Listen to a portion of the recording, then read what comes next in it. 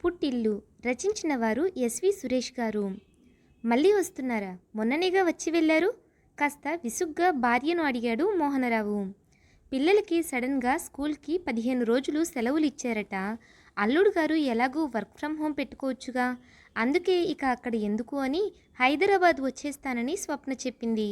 ఇప్పటికిప్పుడు ట్రైన్ టికెట్లు దొరకవు కాబట్టి ఫ్లైట్లో వచ్చేస్తామన్నారు చెప్పింది పద్మావతి.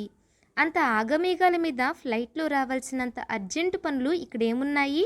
పైగా పని మనిషి కూతురు పెళ్ళి అని 20 రోజులు రానందిగా. ఆ విషయం చెప్పావా? అడిగాడు మోహనరావు. విసుక్కోకండి, అలా చెబితే ఏం బాగుంటుంది? తాము రావడం అమ్మానాన్నలకు ఇష్టం లేదని అమ్మాయి అనుకోదు. రానియండి, వచ్చాక తెలుస్తుంది కదా. పని మనిషి రావడం లేదని, వంటామె కూడా చీటికి మాటికి మానేస్తోందని సర్ది చెప్పేందుకు పద్మావతి ప్రయత్నించింది. నీ స్పాండిలైటిస్కి ఫిజియోథెరపీ చేయించుకున్నావు కదా, కనీసం అదైనా చెప్పావా అమ్మాయికి? ప్రశ్నించాడు మోహనరావు నిష్ఠూరంగా. భార్య కష్టపడుతుందే తప్ప అవతలి వారికి తను పడుతున్న బాధను చెప్పదని మోహనరావు అభిప్రాయం. అదే అతని విసుగులో ధ్వనించింది. కానీ కూతురితో అదే ఫోన్ కాల్ తాను మాట్లాడవలసి వస్తే తాను రావద్దని చెప్పేవాడు కాదు. అతని బలహీనత మనవరాలు, మనవడు. నిజానికి భార్య వీక్నెస్ కూడా అదే. రానియండి, పుట్టింటికి కాకపోతే ఎక్కడికి వెళ్తుంది? ఎలాగోలా సర్దుకుందాం. దానికి కష్టం సుఖం తెలుసుగా. తాను పూణేలో చేసుకునే వస్తోంది కదా చెప్పింది పద్మావతి.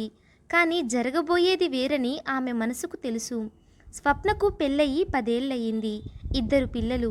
అబ్బాయికి 6 ఏళ్ళు, అమ్మాయికి 4 ఏళ్ళు. అల్లుడు విఘ్నేష్ పూణేలో ఒక ఎంఎన్సీలో సాఫ్ట్వేర్ ఇంజనీర్. వాళ్ళది కూడా హైదరాబాదే.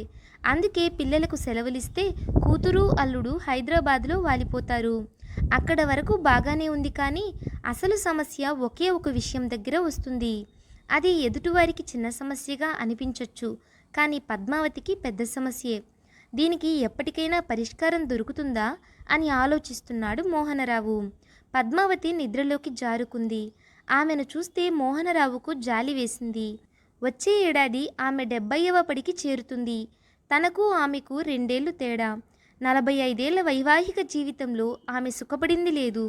తాను బ్యాంకులో ఉన్నత హోదాలో ఉన్నందున తరచూ బదిలీలతోనే సర్వీసులో ఎక్కువ భాగం గడిచిపోయింది. చోటు మారినప్పుడల్లా కొత్త సంసారం నిలదొక్కునేదాకా పద్మావతికి కష్టం తప్పేది కాదు. తాను పిల్లల స్కూళ్ళు, కాలేజీలు ఎంపిక చేసి చేర్పించిన తరువాత ఇక అంతా ఆమెదే బాధ్యత. పిల్లల చదువులు పూర్తయి అబ్బాయికి పెళ్లి చేశాక యుఎస్లో స్థిరపడ్డాడు. కూతురు అల్లుడు దేశంలోనే ఉంటున్నారు. తాను రిటైర్ అయ్యి 10 ఏళ్ళయింది, కానీ ఈనాటికి ఆమెకు సుఖం లేదు. పిల్లల పెళ్ళిళ్ళు, పురుళ్ళు, తరువాత వాళ్లకు పిల్లలకు సపోర్ట్ చేయడం, ఈ పనులతోనే ఈ 10 ఏళ్ళు గడిచిపోయాయి. ఇప్పుడిప్పుడే కాస్త వెసులుబాటు వచ్చిందనుకుంటుంటే 2-3 ఏళ్ల నుంచి ఈ సమస్య వచ్చి పడింది.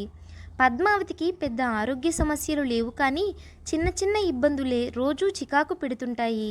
అవి బయటి వారికి అంత పెద్దగా కనిపించవు, కానీ దగ్గరగా చూస్తున్న తనకు తెలుసు.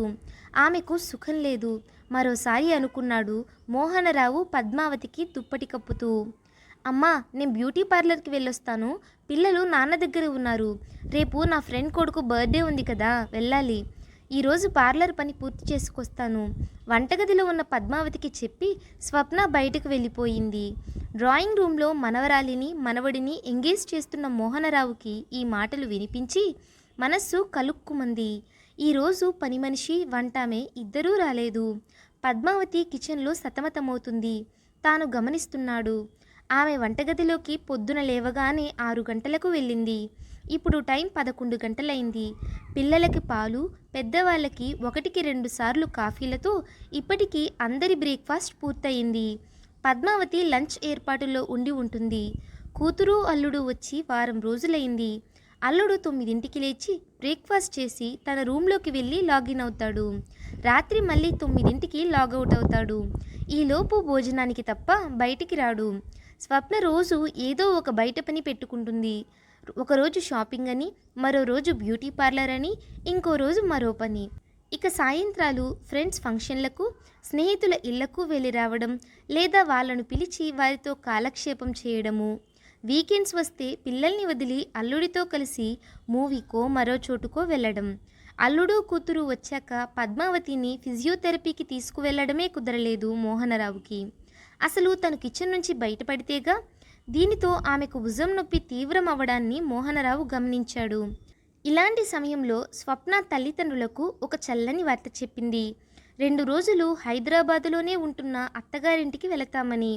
స్వప్న అత్తగారింటిలో 2 రోజులు ఉండి తిరిగి పుట్టింటికి వచ్చి మరో వారం ఉండి పిల్లలకు సెలవులు ముగియడంతో అందరూ పూణే వెళ్ళిపోయారు. స్వప్న వాళ్ళ ఫ్యామిలీ వెళ్ళిపోయాక మోహనరావు తన వియ్యంకుడికి ఫోన్ చేశాడు. ఆ విషయాలు ఈ విషయాలు మాట్లాడి స్వప్న అక్కడకు వచ్చి గడిపిన 2 రోజులు ఎలా ఉందని అడిగాడు. దీనికి సమాధానం చెబుతుంటే ఏడుపు ఒక్కటే తక్కువ ఆయనకు. వియ్యపురాలికి మోకాళ్ళ నొప్పులు తీవ్రంగా ఉన్న ఆ 2 రోజులు పనంతా ఆమెపైనే పడిందట. తెలిసిన వారింట్లో ఎంగేజ్మెంట్ ఉంటే స్వప్న 2 రోజులు హడావుడిగా తిరుగుతూనే ఉందట. స్వప్న రావడానికి ముందు యుఎస్ నుంచి కొడుకు కోడలు పిల్లలతో వచ్చి నెల రోజులుండి వెళ్ళారు. అప్పుడు ఇదే కథ నడిచింది. మోహనరావు చిన్నగా నిట్టూర్చాడు. 2 నెలలు గడిచాయో లేదో ఒకరోజు స్వప్న ఫోన్ చేసింది. అమ్మా, నేను ఆయన పిల్లలు వస్తున్నామే, ఓ వారం ఉండి వెళ్ళిపోతాం. చాలా రోజులైంది హైదరాబాద్ వచ్చి అంది. తప్పకుండా రండి తల్లి అంది పద్మావతి. పిల్లలతో సహా 2 రోజుల తర్వాత వచ్చిన స్వప్న ఇంట్లో తల్లి కనబడకపోయేసరికి కంగారు పడింది. నాన్న, అమ్మేది అని అడిగింది. అదేనమ్మా, నీకు ఫోన్లో చెప్పడం మర్చిపోయాను. తన తమ్ముడింటికి వెళ్ళింది. మీ మేనత్తకు బాగోలేదు. 2 రోజులు సహాయంగా ఉండి వద్దామని వెళ్ళింది చెప్పాడు మోహనరావు. ఒక్క నిమిషం ఆగి తనే చెప్పాడు. వంట మనిషి మానేసింది. దాని కొడుక్కి మంచి జాబ్ వచ్చిందట.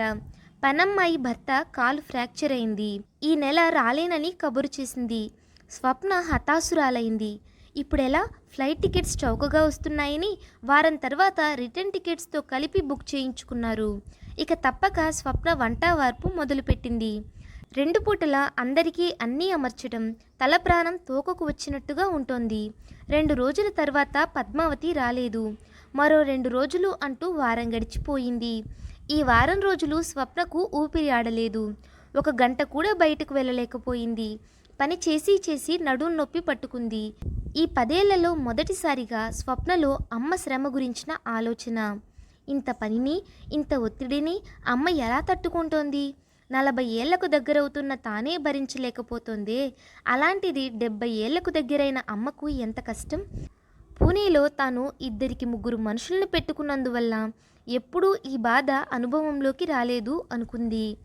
ఆ తర్వాత 3 నెలల వరకు స్వప్న హైదరాబాద్ ఛాయలకు రాలేదు.